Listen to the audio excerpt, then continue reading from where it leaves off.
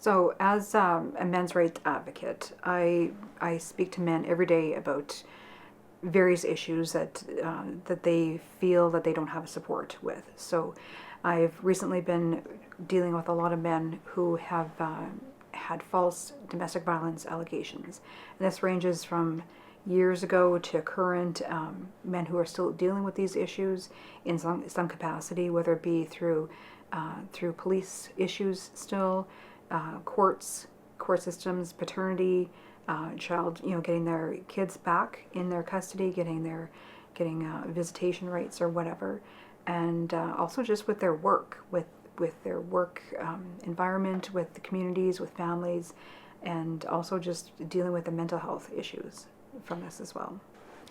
Most of the men that have found me have come through the Men's Project like Facebook page, and then I also have an Instagram page as well that a lot of men have reached out to me through there, and just through my friends list on Facebook, a lot of men have reached out to me. Plus, I also have a private men's group on Facebook as well called The Awakened Man, and a lot of men have reached out to me through there. And it's been my personal journey has been very public.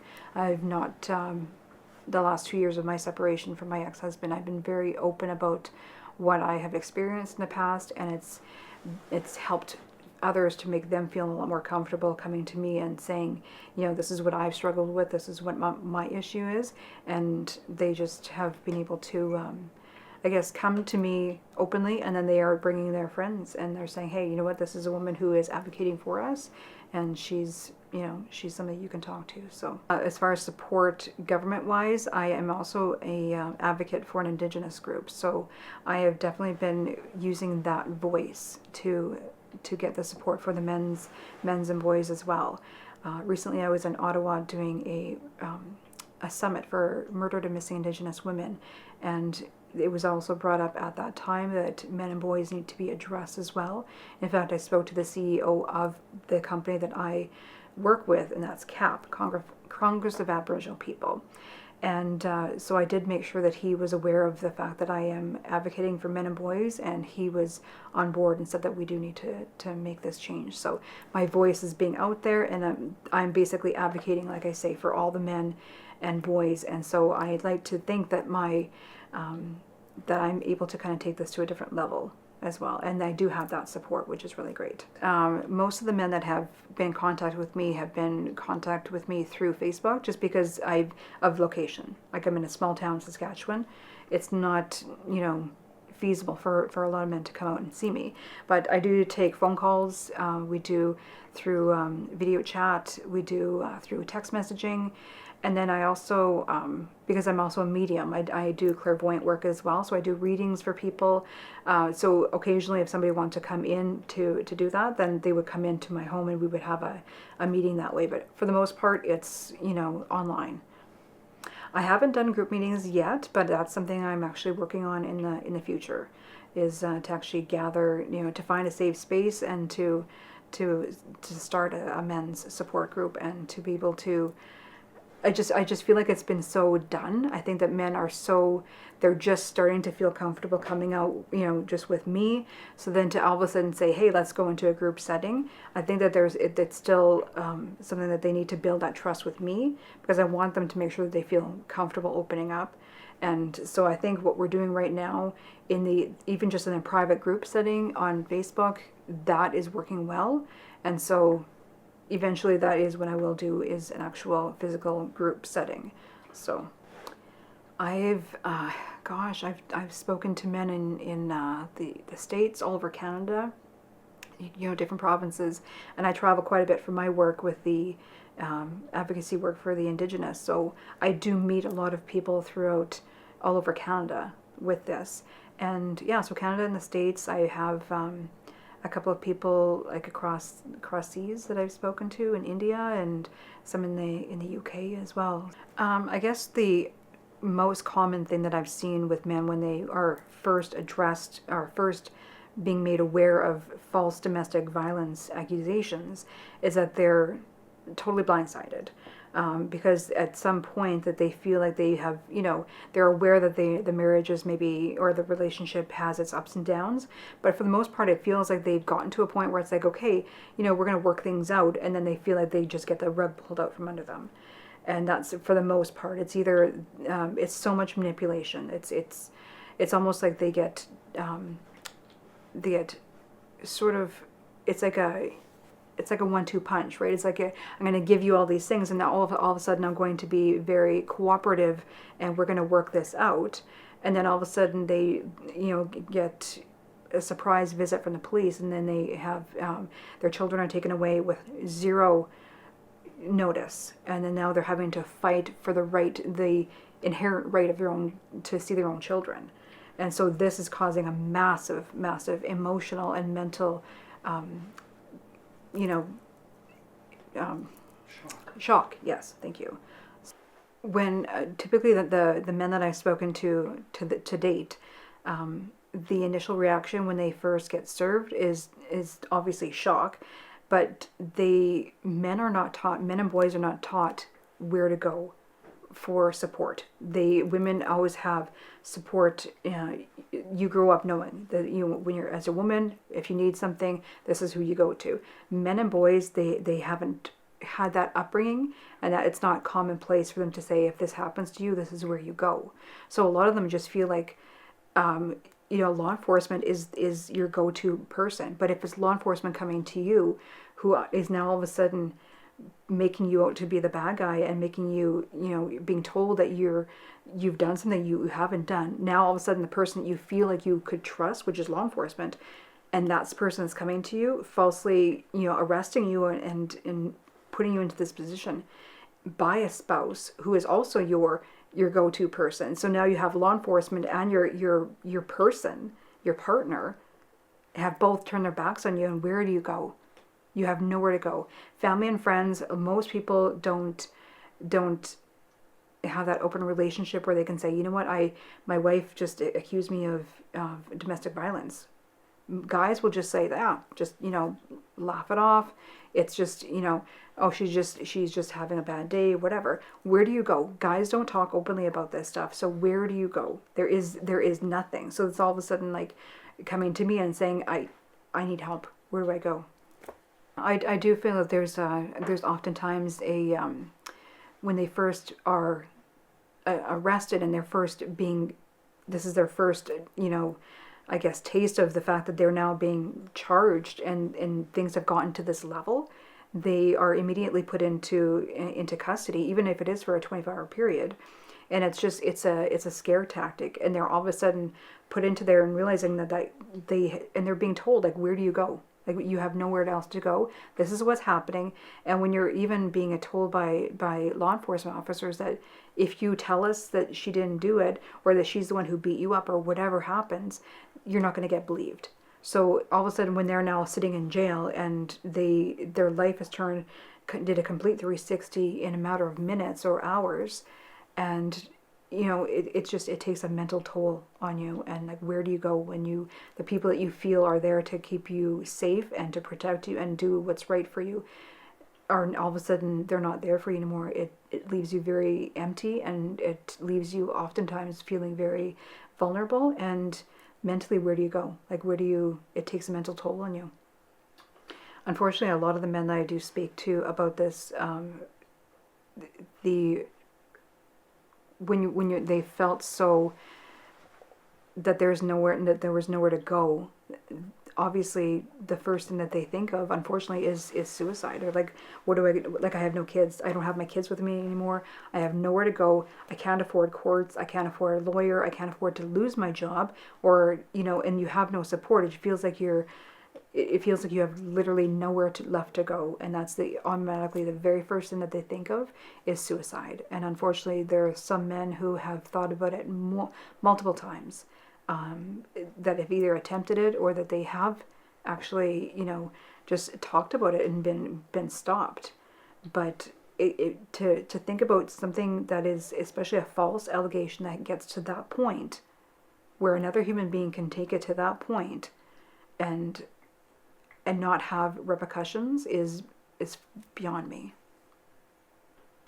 I do believe that they, like in the case of these men who are falsely accused and actually can prove that they have not been in vicinity where the action took place, I absolutely do believe that the person who created the false allegation should be charged, because I mean there's so many repercussions as far as not only mental health or mental state, but also losing their job, losing an income. It's a defamation of character. Where do you go? Like where do you go to start over? And if you have kids and they're being taken away, I mean that's a lot of damage that's been done, and it's been done on a false allegation, and I think that needs to be addressed. I do think that there should be somebody, just like victim services is there, when you go to the police, when you actually do come in and there's been a crime, whether it's a physically visible or not. I mean, every time that there is any crime that's been committed, victim services is there. So I do believe that anytime that there is a man who is falsely accused, there needs to be something in place just for the sanity of him, and just to let him know that, you know, what the next steps are going to be taken, what are his rights moving forward. Because just because you are accused, whether it be falsely or not, you still have a right as a human being, as a citizen in a free country. You still have rights, and so many people are just not aware of that. There are things set up in place for women, but there aren't those same rights and so those same resources set up easily and accessible for men and boys. And that's what we need to do, is have that accessible, and it needs to be known that they do have a safe space to go to, and somebody to address these issues with them immediately, so they have something to go by. One of the examples that some of the gentlemen that I've spoken to, gentleman David actually messaged me this morning, and he said that when he was about 20 years old, so this is about 25 years ago now, when he was 20 years old, he worked on the road, and he came home to his girlfriend who was high on heroin, and he came home to her, and you know, they were newly dating, and he kicked her out of the house, trying to kick her out of the house. And she wouldn't leave, so they called the police. And the police at this time said that you are not actually allowed to kick her out of the house, but if you hit her, then we will remove you from your home. And so he wouldn't hit her. So the police told her, if you tell us that he hit you, then we can remove him. And so that's what she did. She actually said, he hit me. And so they removed her and brought her into detox, and they brought him into the police station, and he now has a record, and he can't get a passport. He still has to go through all the special interviews every time he goes for job interviews or crossing the border, anything like that. He was 20 years old. He said he didn't know anything. He was new to life. He was new to adulting. He was new to all of these things, and he didn't have the knowledge or the resources to really know where it went. He said, like, basically he went to court and he said he pled guilty because that's what he was told to do, and that would just get washed away. And 25 years later, it still hasn't washed away. It's still sitting there because that's what he was told to do, because it was in the best interest of him at the time. In dealing with these the men and the issues that have come to me through the Men's Project, one gentleman, Al, actually contacted me a little while ago, and he's still in the process, about 3 years now, where he's been dealing with trying to get his kids back. He has always had, from the conversations that we've had, he's actually had a lot of character references from his friends, from his ex's friends and ex's family as well, to stating how genuine he is, and how he's just a very good father, and very good character reference and all this. And his ex-wife or ex-girlfriend was an alcoholic, and she actually beat him up quite a few times. But this is a big gentleman, and he always said, like, how do I go to the police and say my girlfriend attacked me and I didn't hit her back? But at some point she kept trying to get money from him every time that they, because he had a job working in like up north, making a lot of money, and he was away a lot. So she drank, and they have kids together, each from separate relationships plus together. And so she felt that it was like it was just a money fountain from him, right? And eventually he changed jobs and wanted to stay closer to home, so he took a job that didn't pay as well, but he was home more. And then, so the money was not as fluid as it had been. So she, long story short, she just wasn't as happy with that. So she found a way to, I guess, hurt him for that. And so their relationship was up and down quite a bit. And so she reported false domestic violence against him, and she had some ins, I guess, with some of the or one particular police officer in the town that they live in. And so he approached one day and basically made an arrest, a false arrest for domestic violence. And he approached them and said, like, I have character references. I actually even have somebody to say this is where I was at this time. And somebody actually signed a letter stating, no, he was at work at this time when you said this allegation actually took place.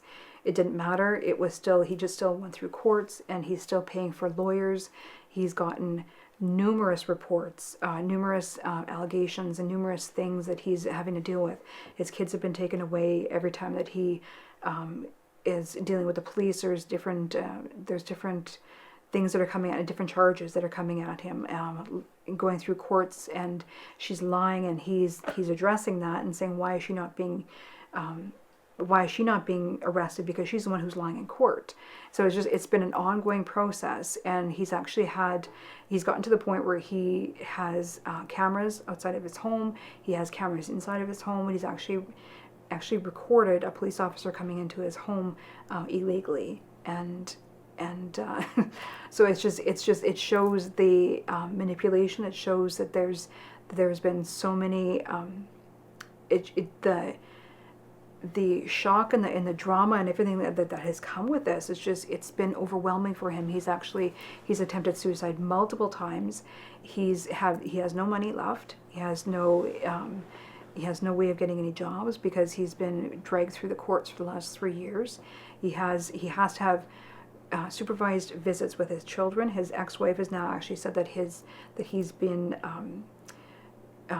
inappropriate with his kids. So it's just like whatever straws that she can grasp at, she's done all these things, because the fact that he said I wasn't here when you told me that I abused you. So then it's using the kids, right?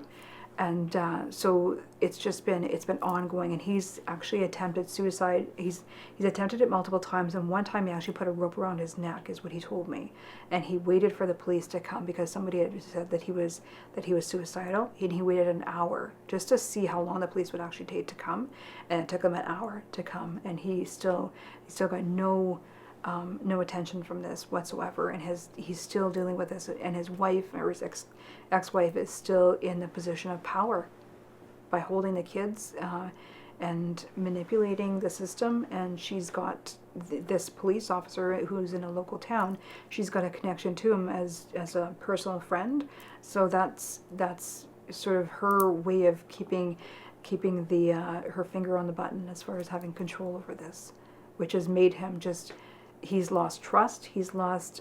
He has no desire and no attempt to even have any relationship moving forward with another woman, because how do you do that? He's still dealing with this every single day, and he's being tied up financially, emotionally, mentally. He's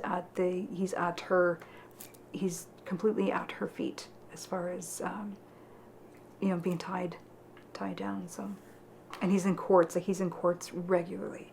He's going, like, he's like the lawyers' fees, and even the lawyers are the ones saying, like, I know this, I know what she's doing, and they're still fighting, and it's just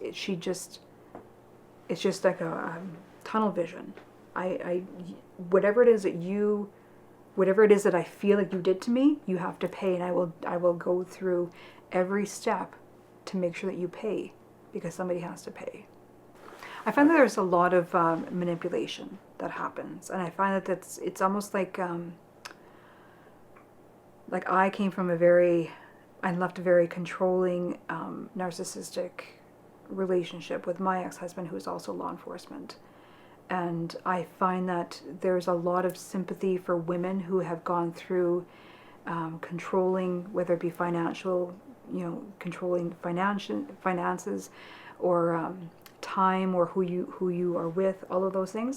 I find that there's a lot of sympathy for women in that, but I find that the men who, the ones that I've spoken to have, it's like that come and go, because I always feel like, well, she maybe she had postpartum, maybe she's had, you know, past issues that she hasn't dealt with, and she really didn't mean this, or, you know, all of those types of things. I see it exactly the same thing in women that I do see in men, and the men end up going back to the women after, if it's women who are beating up the men, or being controlling and manipulative. I feel like the men are at that mental state where they're like, I just see the good in you. I see the good in you, so I want to do this. I want to stick together for the kids or for whatever. And then they end up getting bitten in the ass by, all of a sudden. There was one gentleman I spoke to about, he had an up and down relationship with his wife, and they had children, and it was back and forth, but they were getting to a point where it was kind of like, it was around Christmas time when they were feeling like things were sort of going to be getting on track. She was a lot more amicable, so they decided they were going to, you know, celebrate by going out to get some Christmas photos taken. He said, oh yeah, that's great, let's go to the mall and go get some photos taken. He said, you know, you and the kids are ready, so you guys go out, and I'll meet you at the mall when I'm ready. Goes and has a shower, and steps out of the shower, and there's a knock on the door, and it's a police officer coming to arrest him for domestic violence. And so that is the stuff that I hear about. That's what I hear about all the time. It's like that manipulation, that control, that feeling of like, it's a woman, and they're soft, they're feminine, they're not the kind of person who is going to manipulate. They're not the kind of person who's going to abuse. They're not going to the kind of person to do these things, because that's what society teaches us, is that men are strong and women are weak, and that they need to be they need to be given a little bit more leeway as far as if they have a bad day, or if they're you know, getting a little out of hand as far as, you know, controlling or manipulating and things like that. There's a lot more gray area where that's concerned. So the men tend to give a lot more where they should have, like, they don't see those red flags as much as they should be, and they don't give it as much attention as they should. So that's when things like this happen, is where they just get the rug pulled out from under them. And all for the fact that they are just being brought up, told and taught that women need to, like, you can't hit a woman. You can't hit a woman, and you can't be, you know, mean to them and all these other things. But then the women are the ones who are doing these, not all women, the women in these cases and the partners in these cases are the one who are doing this to the men, and there is no repercussions for that at all. And that's really sad.